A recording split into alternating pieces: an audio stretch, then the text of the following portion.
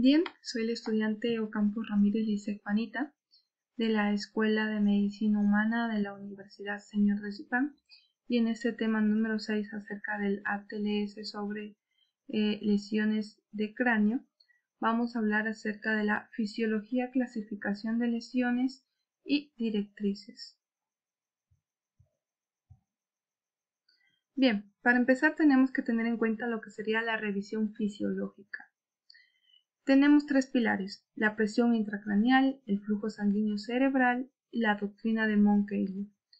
Estos tres mecanismos van de la mano, puesto que la presión intracraneal debe tratar de disminuirse en el paciente traumatizado para así aumentar lo que sería el flujo sanguíneo cerebral y hacer una mayor perfusión de lo que sería el área cerebral, ¿no? Llega un momento en el que este mecanismo de compensación se ve interrumpida o llega a su límite a través de lo que se llama la doctrina de Monroe-Clay, ¿no? Por ello siempre se recomienda que en el paciente se debe disminuir la presión intracraneal, mantener la normalidad del volumen intravascular, normalizar lo que sería la oxigenación y ventilación y realizar lo que sería la evacuación de hematomas y otras lesiones. Además, debemos que tener en cuenta que la presión de perfusión craneal depende de la presión arterial media restada con la presión intracraneal, ¿no? En esta imagen podemos observar lo que sería el mecanismo de compensación, en donde se mantiene normal, ¿no? Luego se va compensando poco a poco mientras la masa o el hematoma va adquiriendo mucho más volumen, y luego esta masa sobrepasa lo que sería el propio flujo sanguíneo cerebral, ¿no? Para ello tenemos que tener en cuenta que hay dos tipos. Tenemos las fracturas de cráneo y las lesiones intracraneales en sí. En la fractura de cráneo debemos tener en cuenta estas cosas: que se puede presentar la fractura lineal, que tiene mucho más posibilidad de desarrollar una mayor presión intracraneal debido a que no hay el despojo del hematoma, ¿no? Y también tenemos la tipo depresiva, la tipo estrellada, la tipo cóncava. En estos tipos de fracturas debemos tener muy en cuenta también si se acompañan con otros signos. Por ejemplo, puede haber la parálisis del nervio facial, que prácticamente es la desviación de la comisura labial, se presenta una cara simétrica, afecta facial superior e inferior y hay ausencia de arrugas.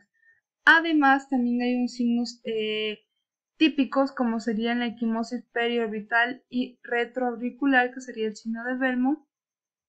Y también tenemos lo que sería la fístula de líquido cefalorraquídeo, ¿no? Puede ser con o sin fístula de líquido cefalorraquídeo. Y también tenemos lo que sería la gravedad de las lesiones a través de lo que sería la escala de coma de Glasgow. Es la escala mucho más importante, puesto que es muy conocida, ya que sabemos que nos permite la apertura ocular, la respuesta verbal, la respuesta motora, con un puntaje mínimo de 3 puntos y un puntaje máximo de 15 puntos, y de ello depende de los grados. Tenemos el leve, que es de 13 a 15, prácticamente depende de las características del paciente. El paciente está consciente, aunque pueden haber pérdidas de memoria menores de 30 minutos. Moderados de 9 a 13, el paciente está lecárgico o estuporoso. También podemos observar el síndrome postconmocional, es decir, tenemos que hacer una reevaluación posterior del paciente, y también tenemos que tener en cuenta si ha recibido alguna medicación propia para el dolor que interfiere en el examen neurológico. Respecto a lo grave, tenemos que tener en cuenta la puntuación, que es de 3 a 8, dependiendo del estado comatoso del paciente. Es muy notorio, ¿no? Y por ello se lleva a lo que sería el área de UCI. Además, debemos de tener en cuenta que si es un incidente abierto o cerrado, siendo abiertos los incidentes mucho más frecuentes, mientras que los cerrados se relacionan mucho más con objetos traumáticos o tipo balas o también lo que serían otro tipo de agresiones directas, ¿no? Luego tenemos las lesiones intracraneales. Las lesiones intracraneales nos permiten dos tipos, las cuales son las lesiones cerebrales focales y las lesiones cerebrales difusas. ¿Cuáles son las focales? Bien, se divide en lo que serían los hematomas intracerebrales y sus variedades.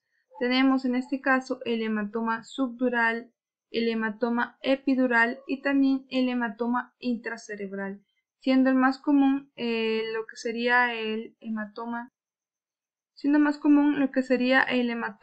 subdural, pero el más peligroso el hematoma epidural.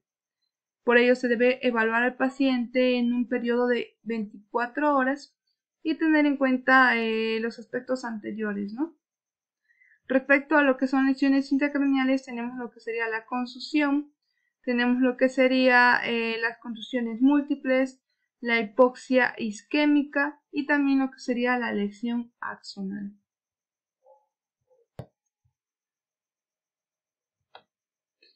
Es muy importante también definir cuando se trata de un paciente leve.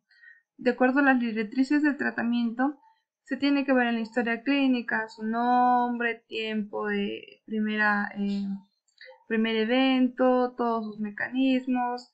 Además, también se tiene que ver una examinación general, se tiene que hacer una examinación neurológica limitada y también se tiene que hacer ciertas indicaciones, ¿no? Lo más importante aquí es la evaluación secundaria, puesto que muchos pacientes en la evaluación primaria no desarrollan síntomas de focalización o de afección neurológica, pero luego a la segunda evaluación pueden saltar a la vista ciertos datos, ¿no?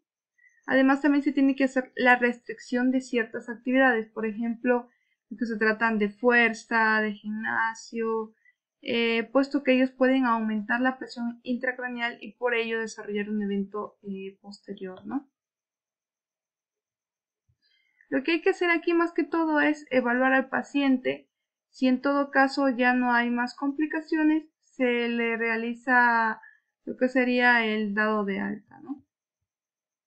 En el segundo caso, en donde es moderado, ya se tiene que tener mucho más cuidado, puesto que se hace una examinación inicial y una examinación posterior, teniendo en cuenta todos los datos mucho más específicos, ¿no? Lo que acá recalca es que la escala de Glasgow puede variar rápidamente de un 12 a un 9. Además que en el paciente en el que no se puede respirar por sí solo, se debe intubar cuando la ventilación es insuficiente y se debe hacer una evaluación secundaria entre las 12 y 24 primeras horas. Además, la estabilidad pulmonar está antes que la neurológica, puesto que de nada nos sirve un paciente con una escala de Glasgow a 12, que sería lo más recomendable en este caso, pero que no tenga estabilidad cardiopulmonar, ¿no? Respecto a lo que sería el tipo grave, por así decirlo, necesita la definición. También antes de realizar cualquier medida se tiene que aplicar lo que es el ABCD, las medidas primarias de supervivencia y resucitación. Además se tiene que admitir con facilidad en el área de neurocirugía. También se te tiene que dar soluciones de rescate, lo que sería manitol, hiperventilación. Tenemos que evaluar los signos de herniación, sustancias salinas hipertónicas. También se tiene que hacer una reevaluación neurológica con la escala de Glasgow, la apertura de ojos. Algo interesante en este paciente es que la única alternativa o signo confiable va a ser la reacción pupilar, ¿no? Eso nos va a permitir saber cómo está el estado del paciente. Además de que llevan una morbilidad y mortalidad significativamente altas, por lo cual se debe prevenir los mecanismos de lesiones secundarias lo más rápido posible. Y con ello se debe hacer una adecuada presión de la perfusión cerebral, se tiene que tener de forma adecuada y además se tiene que dar una correcta oxigenación. bueno, eso sería todo. Es tan solo una parte de todo este vasto mundo del ATLS y del trauma cráneoencefálico. Estas serían mis referencias bibliográficas y algunos videos utilizados para la ponencia. Muchas gracias.